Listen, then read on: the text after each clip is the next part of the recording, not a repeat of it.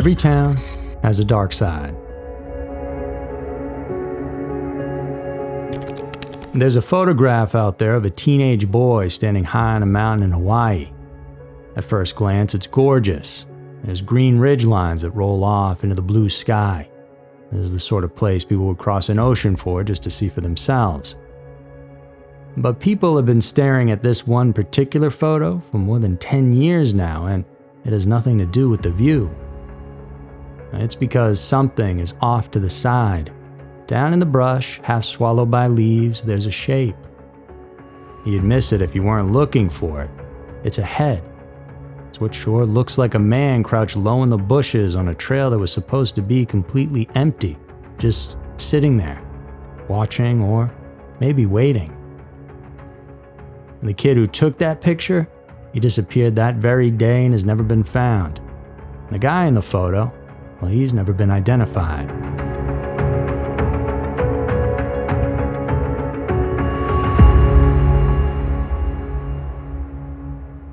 Hey guys, it's Andrew, and thanks for tuning in to Every Town where today we've got a genuinely unsettling case for you. It's a vanishing with no body, and one photograph that's haunted everyone who's ever looked closely at it. So, let's head on out to the island of Oahu together. And this is Hawaii's most haunting unsolved disappearance, the Stairway to Heaven.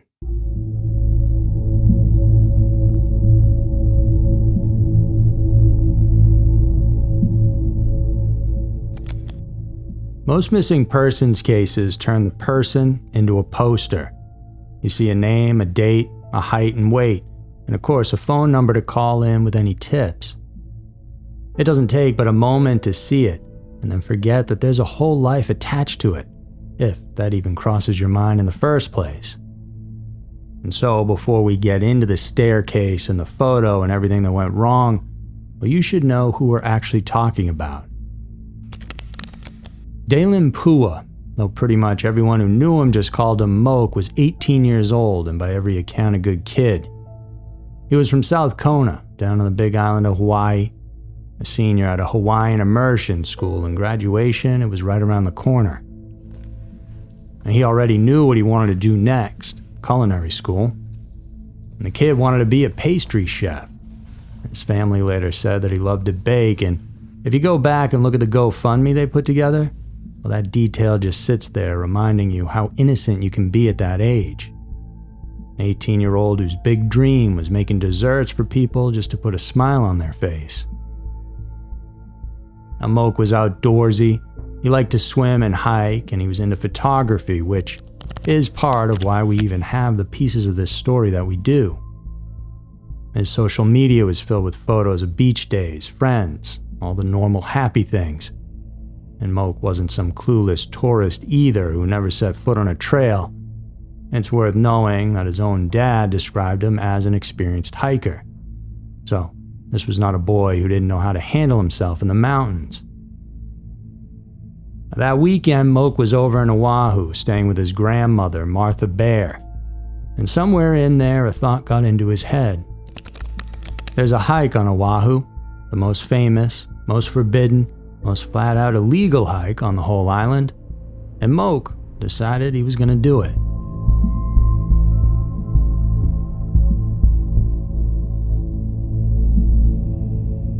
If you've never heard of the Haiku Stairs, picture this. Almost 4,000 metal steps, 3,922 of them to be exact, bolted straight up the spine of the Kalahu mountain range in Oahu. They climb more than 3,000 feet into the sky, up ridgelines so narrow and steep that in places, it can feel less like climbing a staircase and more like climbing a ladder up into the clouds. When the weather's right, you come out the top to a panoramic view of Kanohi Bay that genuinely does not look real. And people call it the Stairway to Heaven, and standing up there you understand why, and many feel the risk is worth the reward. However, the name can be a bit deceiving in the sense that this heaven has a bit of a dark side to it. Now, these stairs were never built for hikers. They went in back in the 1940s during World War II, put up by the US Navy to reach a top-secret radio station, hidden in the Haiku Valley. A transmitter so powerful it could supposedly send signals all the way across the Pacific to ships near Tokyo Bay. They were wooden steps at first, later swapped for metal, so they were a military access route, not a tourist attraction, never built for the public. And over the decades, as the base shut down and the jungle moved back in, well, those stairs stayed behind but started to rot. By 1987, it was bad enough that the authorities shut the whole thing down. Closed to the public completely, the railings were loose and whole sections of stair were rusted out and vegetation had crept over the path, making it pretty dangerous. Climb it, and you're now not just risking your life, you're committing criminal trespass, and you can be arrested for it. But you know, there's a funny thing that happens when you tell people they can't do something, especially something with a view like this at the end. Well, they do it anyway. And so for years, people have ignored the signs and the warnings and climbed it, and the mountain has made some of them pay. Even experienced hikers, people who knew exactly what they were doing, have slipped on those steps. Rescue crews have had to be called out for people stranded halfway up, and in 2015, the same year that our story takes place, a storm tore through and did even more damage, leaving sections of the climb more unstable than ever. Now that's the staircase Moke set his sights on. Not a walk in the park, but a rusting, half-destroyed 4,000-step climb up a cliff face. Closed, illegal, and already known for hurting the people who underestimated it. His grandmother knew exactly what it was. She'd seen it on the news. And when Moke brought it up, she told him flat out, "Don't." Moke, he went anyway.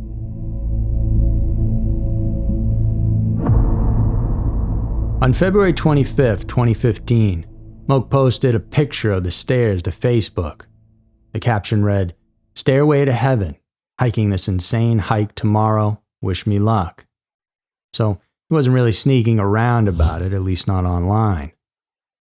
Then on February 26 came what would turn out to be his final post on his account. 4 words and a hashtag, "And the hike begins at Haiku." You know what nobody tells you about working for yourself? It's that nobody sets up your healthcare for you. There's no HR person handing you a packet, no coworker going, "Oh yeah, everybody here sees Dr. So-and-so." You're just out here on your own, and one day it hits you that you don't actually have a doctor. Well, that was me not too long ago, and this episode is sponsored by ZocDoc, which is honestly the only reason I finally dealt with it. Because here's what I don't want for you, the old way. Randomly Googling names, calling around, and playing phone tag with the front desk just to hear the first opening is 4 months out. Well, ZocDoc kills all that. ZocDoc lets you search and compare local in-network doctors, so you're only looking at people who actually take your insurance. They've got more than 150,000 providers across 200 plus specialties in all 50 states, and every profile is loaded with reviews from real patients, so you get a feel for who someone is before you ever book. You see their real open appointment times, click, and you're on the calendar, usually within 24 to 72 hours, sometimes same day, and it's all completely free to use. Your health matters, and taking care of yourself shouldn't be complicated. Find and book the right doctor with ZocDoc, and head to ZocDoc.com/everytown to get started and check that appointment off your to-do list. That's ZocDoc.com/everytown.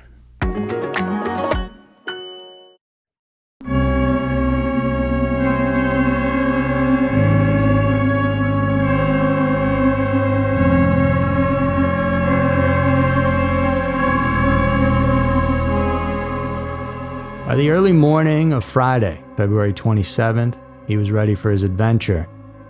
When Moke talked to his grandmother about his plans, the place he named wasn't the Haiku Stairs, and he told her he was going to hike Mauna Loa Valley. Now those two things aren't unconnected. There's a back route through Mauna Loa Valley and up the trail that people use to get up there without going through the guarded residential entrance. And so it's likely Moke just told her the part of the plan that sounded less alarming, but the fact remains. What he told his family and where he actually ended up don't exactly line up, and that gap is something the police themselves would later note. But whatever the exact route, this much we know. Moke boarded a bus that morning alone and headed for the mountains. At around 11 o'clock, he texted photos to his family and his girlfriend. Photos of himself up on the trail, somewhere along the Ka'lahu ridgeline, with the whole island spilling out behind him. It was proof that he made it out there, and that he was alive and climbing and okay. And those texts, though, are the last anyone ever heard from him. And after that, well, his phone goes silent and he's never seen or heard from again. By air and on foot, Honolulu fire rescue crews searched all day along the ko'olaus behind Haiku Village for 18-year-old Daylenn Pua. In the days right after Moke didn't come home, his family did what they could to aid in the search. They went back through everything he'd sent them, every text and photo, looking for anything that could help in telling them where their boy had gone. They were trying to paint a clearer picture of his movements to figure out the best place to actually be looking. And in one of those last photos, they found something that was extremely creepy. Now, the picture itself is what you'd expect. It's Moke on the trail, the green walls of the valley surrounding him, but there in the background, tucked into the foliage off to the side, is a figure. Now, most of this person is hidden behind the leaves and branches, but above the brush, clear enough that once you see it, you can't unsee it, is what looks unmistakably like a man's head.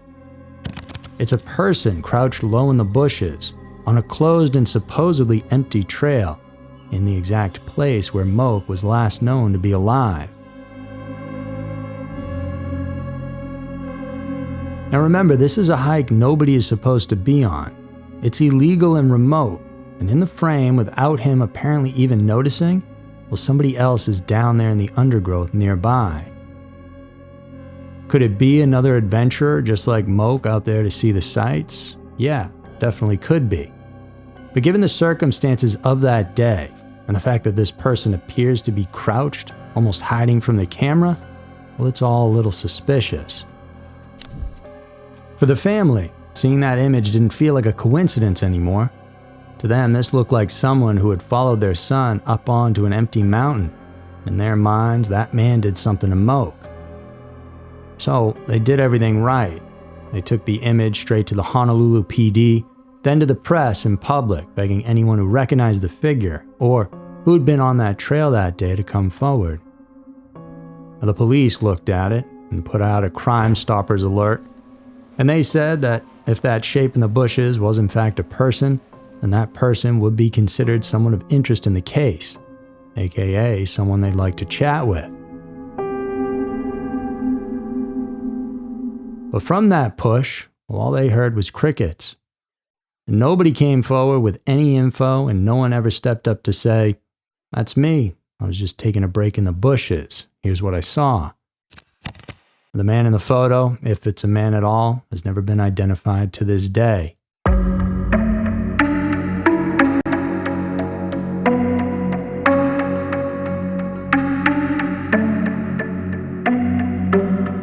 Now, the authorities were never as convinced about this photo as the family was. They couldn't even confirm it was a human being, he was just so far away. And some who have studied it have suggested it could be an animal or just a trick of the brush and the shadows, the way your brain finds a face in a pattern that isn't really there. Certainly looks to me like a person, but there really is just no way to know for sure. And even if it is a man, well, being on that trail doesn't make him a killer, so to speak. And he could have been just another trespasser who never came forward because, well, he wasn't supposed to be up there either. But what really makes this photo so hard to shake, as I mentioned, is the timing. Of all the pictures Moke ever took, this is one of the last, maybe the last. And in it, at the precise moment a healthy, experienced 18-year-old is about to disappear without leaving so much as a thread of clothing behind, well, there's a figure crouched in the bushes close by. And when Moke didn't come home, the U.S. Navy got involved because of the old military land. The Honolulu Fire Department launched into the Ka'lahu Range, and the steep valleys around it. And for about 5 days, they scoured that mountain, every inch of the valley where a person could fall and be hidden in seconds. And then on Monday, March 2nd, something happened that yanked everyone's hopes right back up. 2 hikers in the area reported hearing cries for help, voices coming from somewhere near the stairway to heaven. And you can imagine what that did. If Moke was alive, hurt, stranded, stuck on a ledge somewhere down in that valley, then there was still time. And the fire department pushed the search harder, extending it on the strength of those cries. They went out there and listened, they looked, and combed the area the sound seemed to come from. And they found no Moke or source for the voice at all. By around March 4th, the official search was called off. And the Navy, working with the fire department, made the call that there was simply nowhere left they could safely reach that they hadn't already tried. For the agencies, it was over, but for the people who loved Moke, it wasn't. His family and a crew of volunteers refused to walk away, and on March 5th, a team of people rappelled hundreds of feet straight down the cliffs at the end of the Kalanahani Trail. And why there? Well, because that was the spot. That was the area where Moke's last photo had been taken. They went down into the one place they thought might hold an answer, dangling off a sheer rock face in the rain, and still, they found nothing. It's been really hard on our family, Moke. You know you got all the love and the support from your family, from here in Oahu, all over the world and back home. So come home, Moke. We are waiting for you. The whole island, it seemed, tried to help, and helicopter pilots donated their time. The local school principal offered up a parking lot as a landing pad so they had somewhere to set down. It rained hard most days up in those mountains, and that rain didn't just make the cliffs more dangerous, it erased things. Any tracks or scent that was there, well, that was washed away, and so whatever trail Moke might have left just disappeared. In the end, after all of it, the Navy, the fire department, those helicopters, the rappelling volunteers, the grieving father shouting into the wind, well, they came away with the same thing they started with. Not one confirmed trace of Daylenn Moke Pua has ever been found from that day to this one.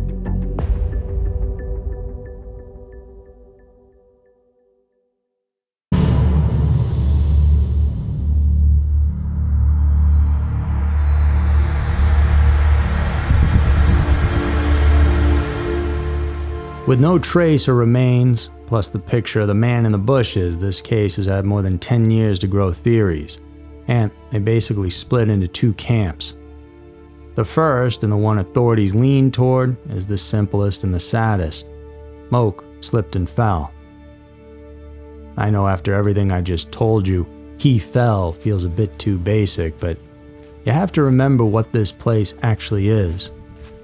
It's a mountain, ridge lines, a 4,000-step staircase with drops on both sides that go down hundreds of feet into thick jungle.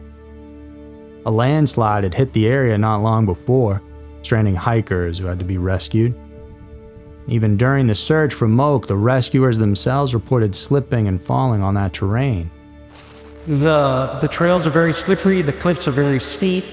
We want to limit how many people go up there if they're untrained and they don't know what they're doing. Their goodwill could end up turning into more of a disaster and more heartache if they don't know what they're doing. If the pros are losing their footing while actively being careful, and an 18-year-old moving alone, full of confidence, all it takes is one bad step. And the valley below is deep enough and dense enough to hide a person completely. Which actually answers the question everybody asks. If he fell, why didn't they find a body? Well, because that ground is brutal. It's steep, overgrown, and soaked. And there's an even darker possibility folded into this one. Well, the same instability that might have caused the fall, well, could have finished the job.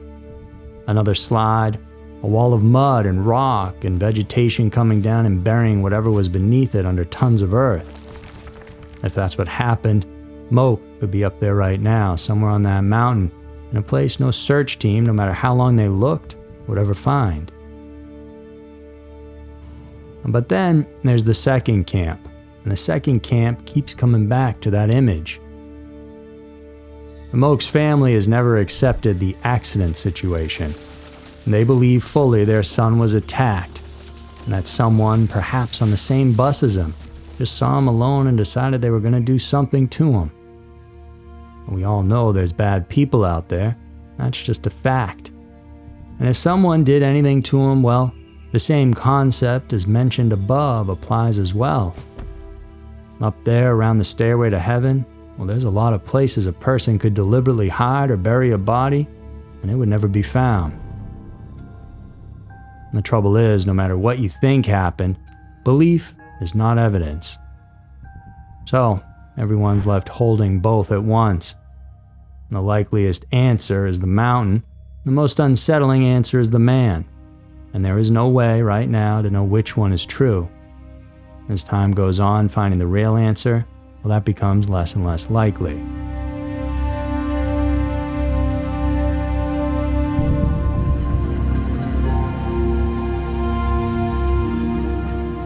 And so, that's where this case stands now. For years, the city has been trying to figure out what to do about the Haiku stairs, and people kept climbing them illegally, and people kept getting hurt. And the neighbors at the bottom were sick of the trespassers. And in 2021, the city council finally voted to do the unthinkable. We'll tear the whole thing down. They wanted to remove the stairway to heaven completely, step by step, and demolition work eventually began in 2024. Now, standing in the way is a group called the Friends of Haiku Stairs, volunteers who have fought to save it. They sued the city, pointing to the environmental damage of ripping out the structure, the cost, and the danger of forcing hikers who were going to go anyway onto the even sketchier back way instead. That's a serious endeavor, and the city has not even begun to grapple with the challenges, let alone cost out all the expenses. So we want them to slow down and really grapple with that and provide the taxpayers answers before we move forward. And their pitch is managed access. Repair the stairs, fund it privately, put it under 24/7 surveillance, and let people climb it safely and legally. But think about what all that means for Moke. If the stairs do come down, crews are going to be working that mountainside inch by inch. The cliffs, the brush, the gullies, places no search and rescue team ever got to or spent enough time in. And so, the very act of destroying the stairway to heaven might be the thing that finally finds Daylenn. And only then could his family and the rest of us get the answers as to what actually went down.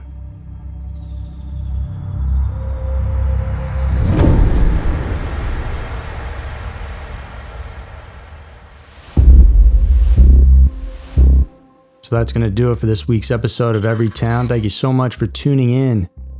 If you're listening to this podcast, then just a heads up. We have another one called Scary Mysteries that you can check out. And we cover creepy stories from various states, from you, the audience, and true crime that's in the news. So go there for more true crime, and remember to come right back here next week for another episode of Every Town filled with scary, strange, and mysterious stories. Because you never know. Maybe your town will be next.